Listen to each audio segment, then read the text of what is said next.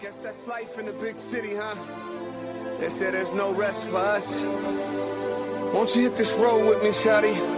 You can stand up in the sunroof, let your head down, let the wind hit your face, and just breathe, breathe, breathe. Everything, but everything was never enough. My heart, my soul, the good, the bad, all that I am, everything.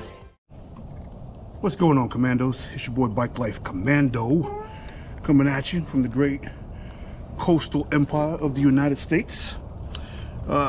We are giving the Casper a break today. I felt like riding my Softail, my lowrider ST. So I am, that was my alarm, excuse me. I am going to ride my lowrider ST today. I am going into work, so you know, it's not like a fun trip, but anytime I get to ride, I feel like it's a fun trip. You know, I'm gonna talk about something that's really not popular about among motorcyclists. I think I personally do a lot of research. I do a lot of reading, trying to figure out things. I'm actually a educated part-time at the university levels, and you know, so I figure, you know, let me check out some of the things in my mind that I think I'm concerned with. So one of the things we're going to talk about are the shocking motorcycle statistics that I think every motorcyclist should know about. And it's not to be gloomsday or doomsday. It's just to make you aware of the things that are statistically against us.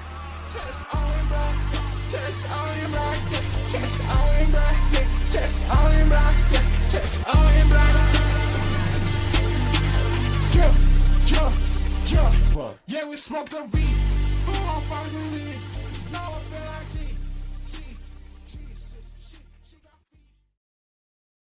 Wow, my pipes are so loud. I love it, but I fear going deaf on the highway long range, right? So, but anyway, motorcyclists are 28 times more likely to die in a crash.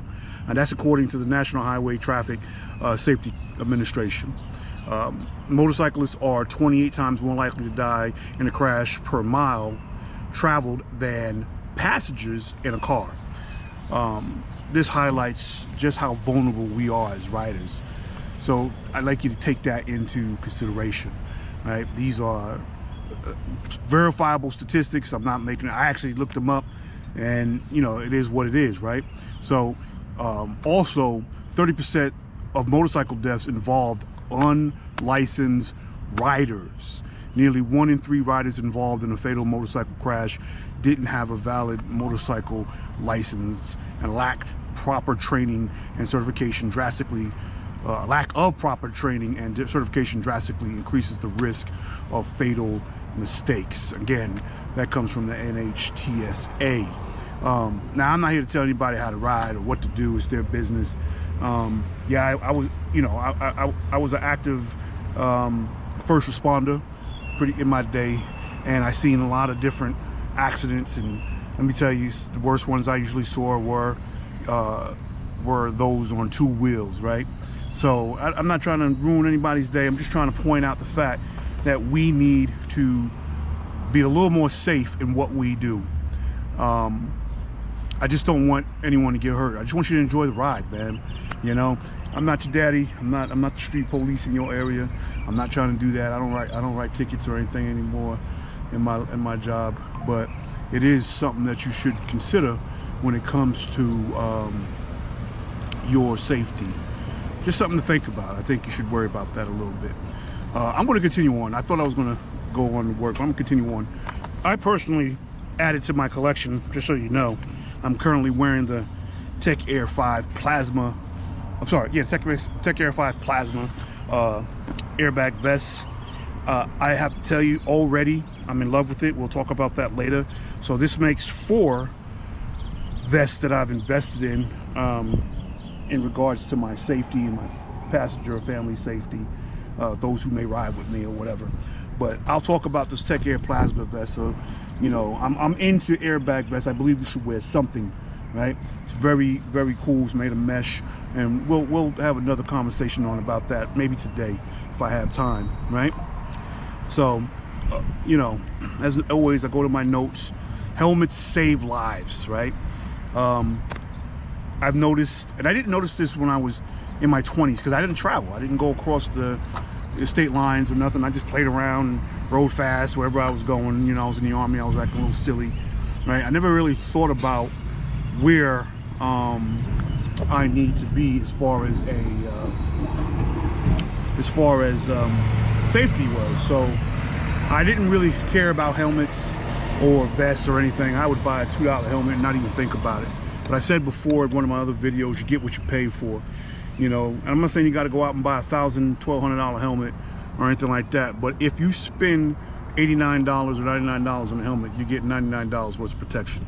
That's just how I kind of see it. You know what I'm saying? Some of these helmets may be great. I have no idea. And maybe I'll do something and see about getting them to let me test those. And you know, I'm a newbie at this YouTube thing, so I don't think you know I know a lot, and I don't know more than you as a rider if you're a seasoned rider. I'm just telling you from my experience, right? But my research says helmets save lives, but many people don't wear helmets. I go across state lines. I think I was in South Carolina not too long ago, and I was like, oh man, but they ride out there too, and they ride hard. I was watching these jokers, they were rolling, right?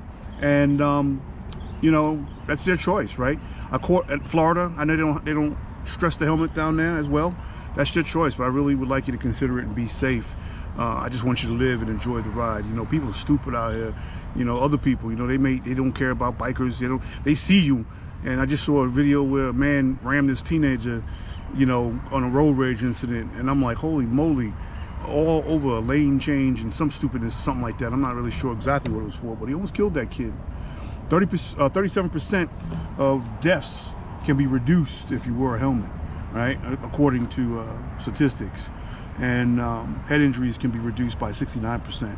It's something that everyone here should consider that when they're riding their motorcycle, right? You know, I didn't know this either. This was crazy. This is a crazy nugget right here, man. Most deadly crashes occur on the weekend. Wow, I ride a lot on the weekend because it's my free time, right? You know, it's you know, a study has shown that this is the most dangerous time to ride. Who would have thought? I would have thought rush hour or something like that, right? Well, it happens usually between 6 and 9 p.m.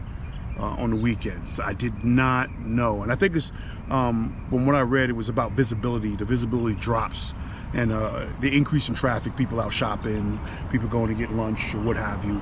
Those are the kind of things that occur when you're dealing with your weekend traveling, you know. So also number 5, which is my last one, I gotta get to work, I don't want to be too late. The number 5, alcohol, major factor in nearly 1 in 3 fatal motorcycle crashes. According to my notes, approximately 29% of motorcyclists killed in crashes were legally intoxicated.